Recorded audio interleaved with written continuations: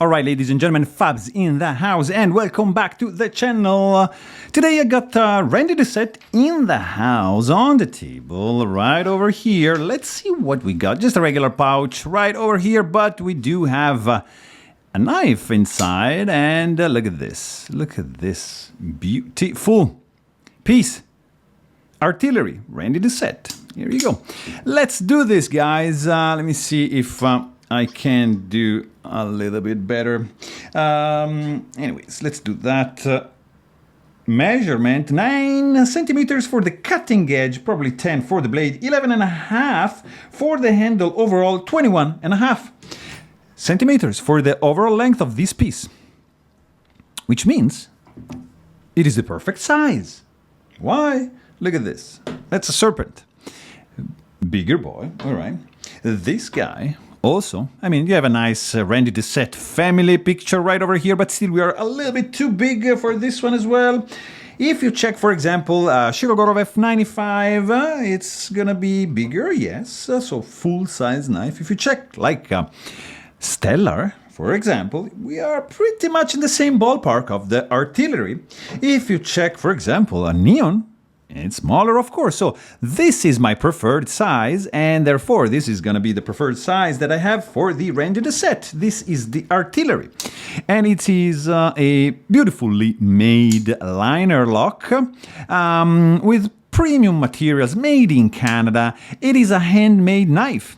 So there's sweat and blood that were poured into the making of this piece. 100%, because this thing is like handmade, so you gotta be hands-on with this, and that's the beauty of a custom knife. It is handmade.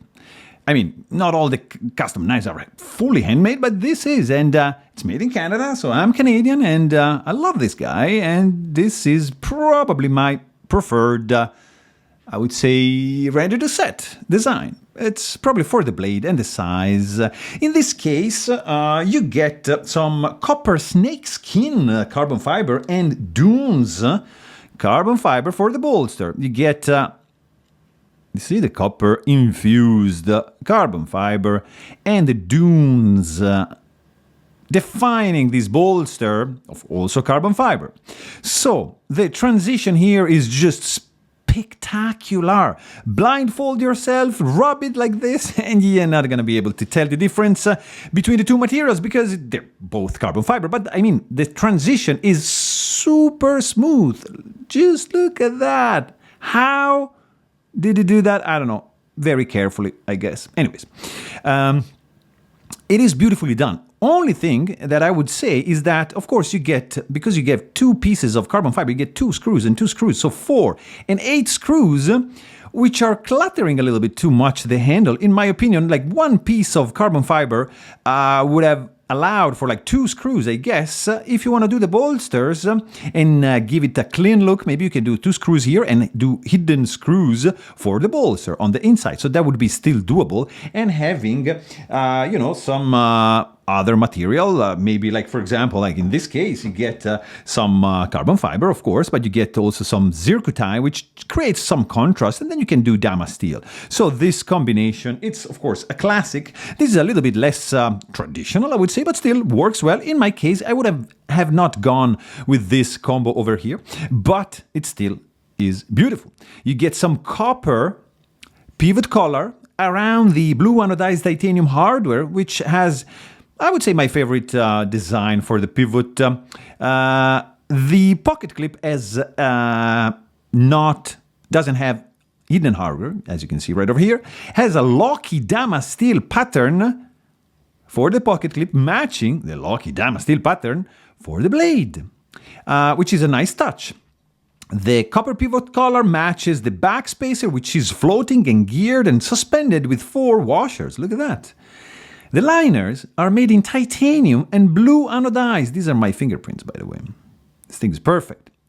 Blue anodized titanium liners jeweled on the inside. So he went like extra mile to go and finish the inside of this knife. Beautiful. It's not skeletonized.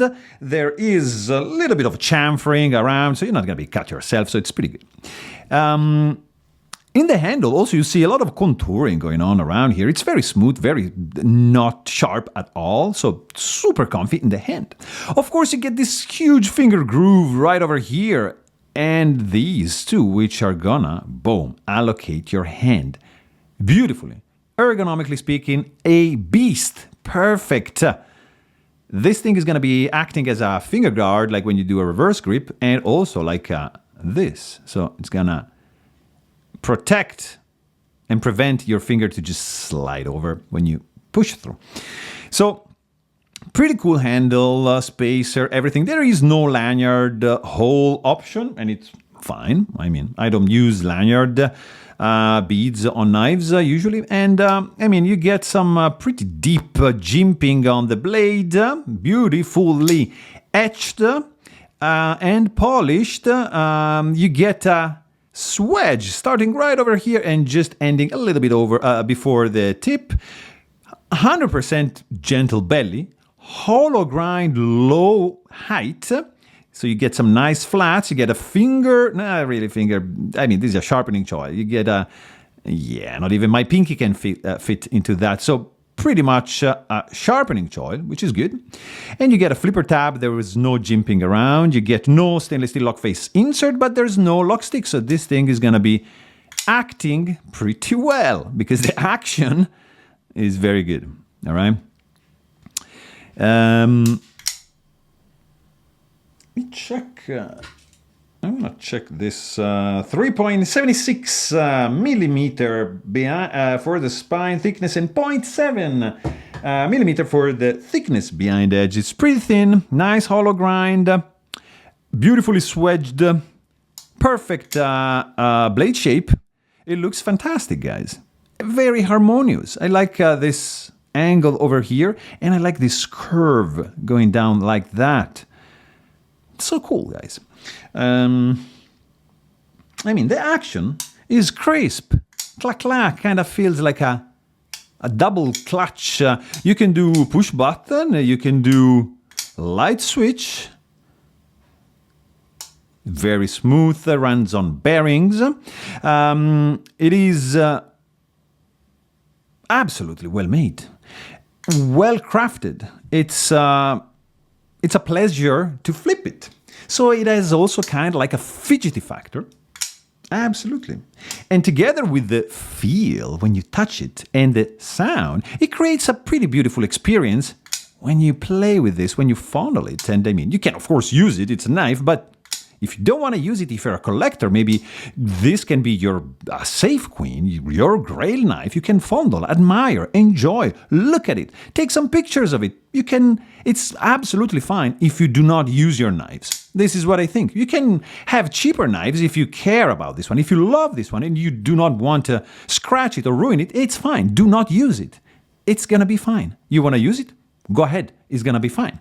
So, use your stuff. Don't use your stuff. Do whatever you want. It's your stuff, guys. So don't worry. Don't overthink it. Just enjoy the pieces you have. If you like it, go for it. I love this guy. This is a pretty cool one, guys. It's probably my favorite Randy Doucette so far. Artillery right over here. There you have it. I really hope you guys enjoyed this video, and thanks for watching. Stay tuned.